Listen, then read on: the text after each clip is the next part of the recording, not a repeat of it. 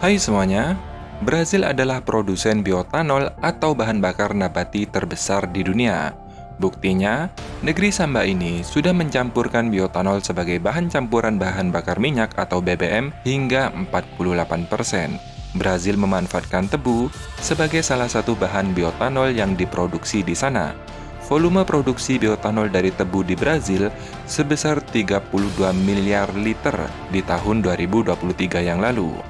Namun, tidak hanya tebu, Brazil juga memanfaatkan jagung sebagai bahan dasar bioetanol yang mana memproduksi bioetanol dari jagung dengan volume hingga 6 miliar liter.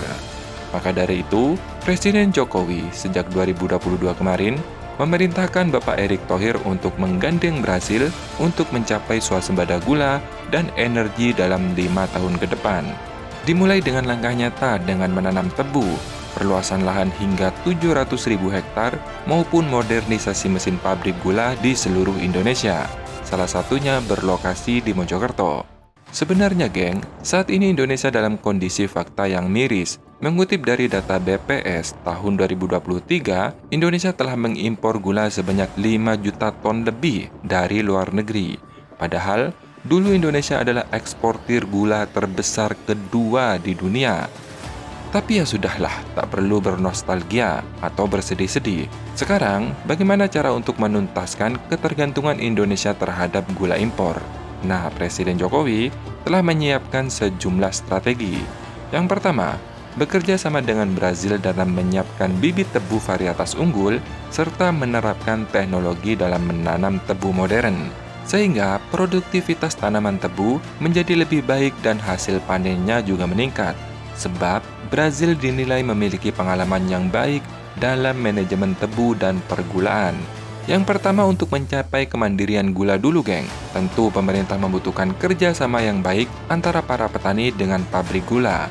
Hanya saja, saat ini mesin pabrik gula banyak yang harus dimodernisasi, karena banyak sekali pabrik gula saat ini masih menggunakan mesin usang, sehingga rendemen yang dihasilkan tidak maksimal. Dan memang, melihat hasilnya dalam setahun ini cukup memuaskan. Pasalnya, produksi tebu di Indonesia mengalami peningkatan, ya walaupun tidak secara signifikan. Mengutip dari data BPS, produksi tebu di Indonesia mencapai 2,27 juta ton pada tahun 2022.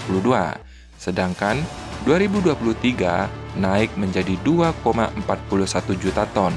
Artinya ya lumayanlah, naik sekitar 5,4%, geng. Meskipun naik tidak secara signifikan, namun ini menunjukkan progres yang baik. Selain itu, pemerintah juga serius untuk menjamin dalam menerima hasil pertanian tebu dari petani. Nah, langkah nyatanya, geng, menggabungkan 36 pabrik gula menjadi satu perusahaan, yakni PT Sinergi Gula Nusantara. Perusahaan ini dibentuk oleh Holding Perkebunan Nusantara PTPN 3, sehingga petani tidak perlu khawatir lagi nih untuk menjual kemana atas hasil panen tebunya. Penanaman tebu secara serempak ini juga dibarengi dengan hilirisasi tebu, bahkan secara khusus melalui siaran pers nomor 432 tahun 2022 tentang program bioetanol tebu untuk ketahanan energi pada 4 November 2022 kemarin. Program bioetanol ini dimulai dari penyempurnaan bioetanol dari tebu sebesar 5% atau disebut dengan E5 pada BBM. Kemudian akan ditingkatkan menjadi E10, E20, dan seterusnya. Program ini diharapkan tahun 2030 nanti hasil tebu di dalam negeri dapat memproduksi hingga 1,2 juta kiloliter bioetanol dan menjadi potensi percampuran BBM jenis minyak bensin.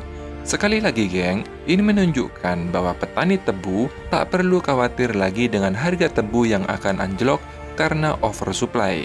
Karena kebutuhan tebu, geng, sangat-sangat banyak. Selain untuk kebutuhan pangan, pemerintah juga menggunakan tebu untuk kebutuhan BBM. Saat ini, industri bioetanol tebu telah dimulai oleh PT Energi Agro Nusantara yang berlokasi di Mojokerto dan telah diresmikan oleh Presiden Joko Widodo. Dan dengan mengucap Bismillahirrahmanirrahim, pada pagi hari ini saya nyatakan dimulai bioetanol tebu untuk ketahanan energi. Bioetanol yang dihasilkan oleh PT Energi Agro Nusantara memproduksi sekitar 7 juta kiloliter BBM jenis biogasolin atau E5. Angka itu masih jauh dari kebutuhan Pertamina, geng.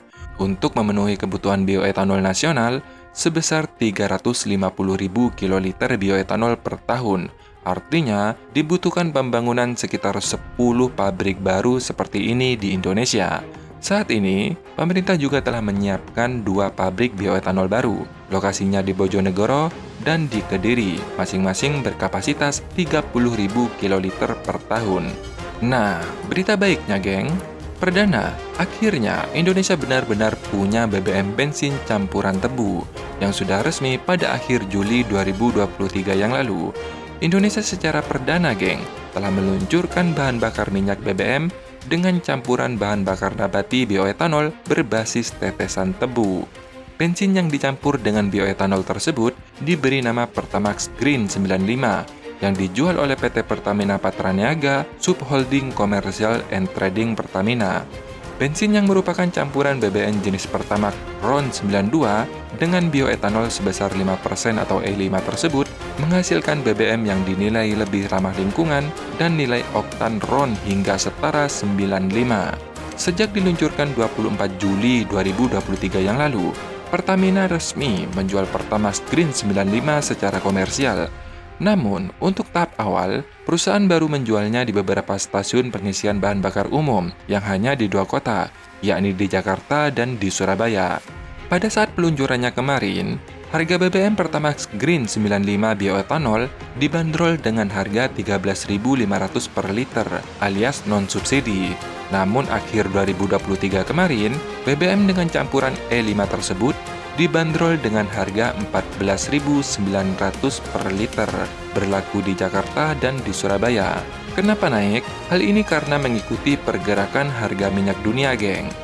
E5 juga dikabarkan akan merambah ke Pertalite, artinya pembelian BBM subsidi jenis Pertalite rencananya akan dibatasi, geng, pada tahun 2024 ini. Penerapannya tinggal menunggu revisi Peraturan Presiden Nomor 191 Tahun 2014 tentang penyediaan dan pendistribusian. Nah, pertanyaannya nih, tebu akan dijadikan BBM pengganti Pertalite. Nah, bagaimana untuk stok gula? Apakah aman? Menurut Asosiasi Gula Indonesia, meyakini tidak bakal ada tumpang tindih kepentingan antara penggunaan tebu untuk kebutuhan produksi pangan dengan kebutuhan energi. Karena, geng, pada dasarnya pemerintah sudah memiliki 2 rencana yang berbeda untuk mewujudkan swasembada gula demi ketahanan pangan dan pengembangan biofuel demi ketahanan energi. Perbedaan rencana itu tertuang dalam 2 dasar hukum yang berbeda. Yang pertama nih, swasembada gula termaktub dalam Peraturan Presiden Nomor 40 Tahun 2023 tentang percepatan swasembada gula nasional dan penyediaan bioetanol sebagai bahan bakar nabati. Sedangkan pengembangan biofuel didasari oleh Keputusan Presiden Nomor 15 Tahun 2024 tentang Satuan Tugas Percepatan Swasembada Gula dan Bioetanol di Kabupaten Merauke, Provinsi Papua Selatan. Artinya, geng, pembentukan Satgas berdasarkan Kepres Nomor 15 Tahun 2024 bakal diiringi dengan penyiapan lahan seluas 2 juta hektar dengan melibatkan banyak pihak. Salah satunya Kementerian Energi dan Sumber Daya Mineral atau SDM. Dengan demikian, investor yang berhubungan dengan BBM, seperti Pertamina misalnya, akan terlibat dalam rencana pengembangan biofuel milik pemerintah. Jadi nih, gampangnya lah bro ya, bahasa sederhananya nih, tebu untuk kebutuhan BBM itu hasil menanam baru, bukan mengambil dari stok tebu untuk kebutuhan pangan, seperti itu. Nah, mari kita dukung dan doakan. Semoga program ini lancar, utamanya dalam pengembangan tanaman tebu dulu. Karena jika bahan bakunya sudah ada, langkah selanjutnya akan semakin mudah, geng. Semoga informasi ini bermanfaat. Terima kasih sudah menonton dan sampai jumpa.